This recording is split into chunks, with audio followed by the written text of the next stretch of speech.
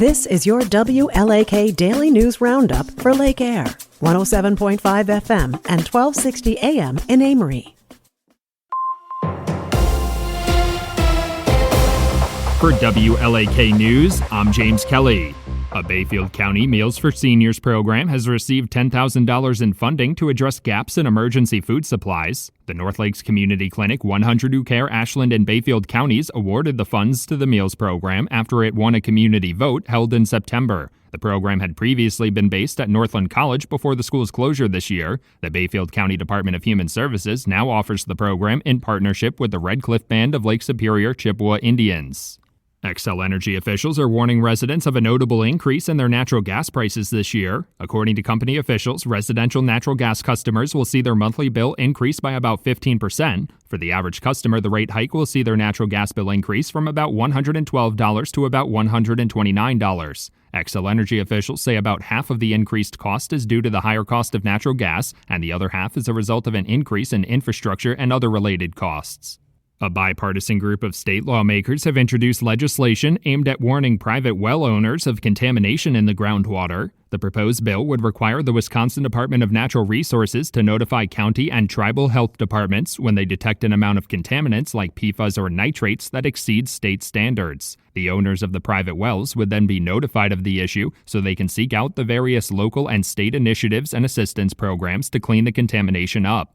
Wisconsin Governor Tony Evers says the state's food share program will run out of funding within the next 2 weeks due to the ongoing federal government shutdown. According to a press release, the food share program receives all of its funding from the federal government. Without that funding, nearly 700,000 Wisconsinites who rely on the program may lose that assistance. The Wisconsin Department of Health Services is also encouraging residents who use food share to ensure their contact and mailing information is up to date.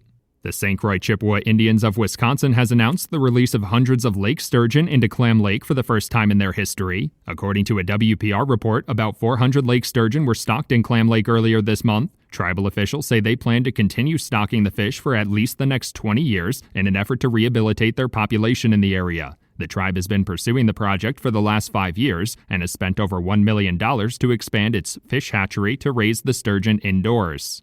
The Wisconsin and Minnesota Departments of Transportation held a joint public meeting on Monday regarding the upcoming Blatnick Bridge reconstruction project. DOT officials say they're currently finishing up improvements to the Richard I. Bong Bridge and working on relocating some area businesses in anticipation of the long-awaited project. They say current plans for the project have the Blatnick Bridge being taken down in the winter of 2026 or early 2027. The rebuilding process is expected to last 4 years, wrapping up in October of 2031.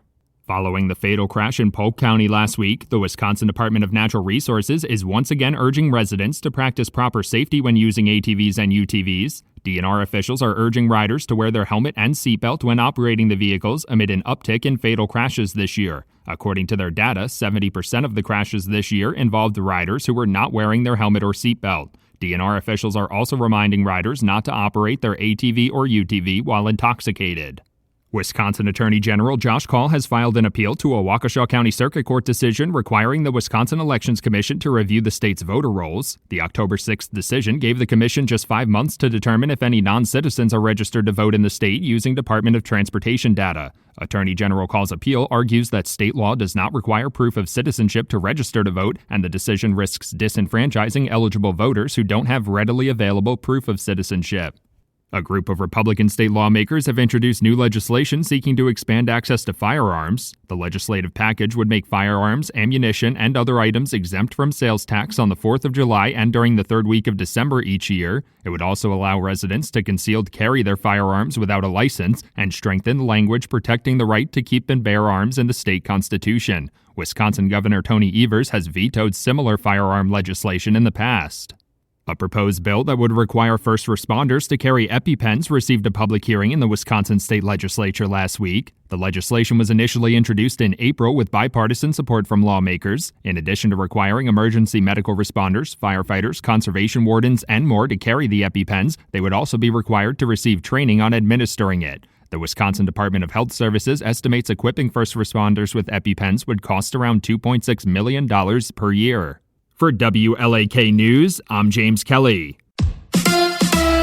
The Packers prepare for Pittsburgh. Hi, I'm Mike Clemens with sports. NFL, it's the Packers and the Steelers this week on Sunday Night Football. But head coach Matt LaFleur reminding us they're playing the Steelers, not Aaron Rodgers. We're playing the Pittsburgh Steelers, who happen to have Aaron Rodgers. I mean, it's as simple as that. That is for you guys to talk about. We've got a lot of respect and love for Aaron. I mean, what he's done here is a Hall of Famer. This game is not about that. It's about going to Pittsburgh, Sunday Night Football. Our guys will be jacked up. It's about the Green Bay Packers versus the Pittsburgh Steelers. NBA, it's the Bucks against the Wizards tonight in Milwaukee, and the debut of Miles Turner and what role he'll play on the Bucks this season. As a center, as an anchor in the back part of the defense, it's like what you're supposed to do. The feedback has been phenomenal. It's like, you're right. I don't even realize when I'm doing it. They're saying, we need more of that. It's not something we've had, consistently in the past. Like, we need a voice. We need someone to always step up and speak. So I'm just taking it on. That's the Bucks' Miles Turner with Sports on Mike Clemens.